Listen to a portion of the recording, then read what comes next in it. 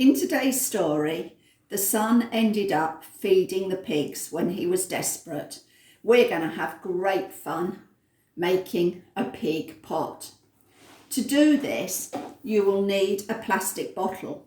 The best ones are the ones from the fizzy drinks because they have little bits at the bottom that can look like the legs and the feet of the pig.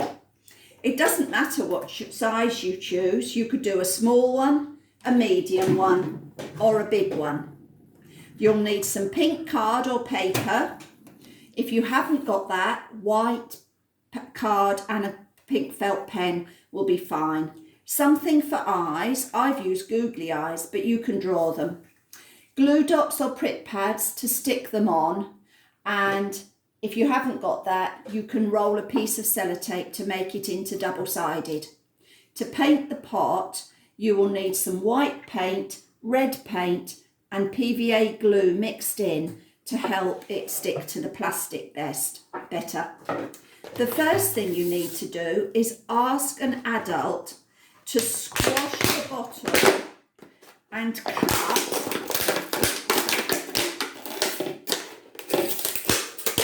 across so that you have a pot shape. Then you're going to need to paint your pot with the pink paint mixed with PVA glue. You're best doing this on newspaper or even in the garden.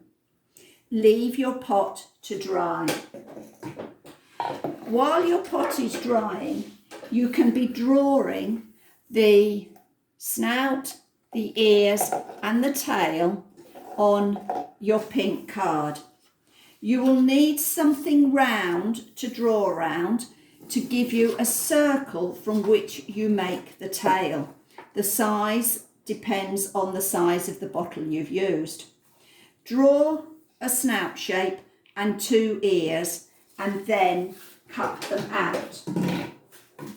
To make the spiral of the tail, take your scissors and cut from the outside, working in towards the middle so that you leave a piece on the middle that you can use to put the glue dot on. The ears need to have a little fold so that when you stick them inside the pot, they come over the edge.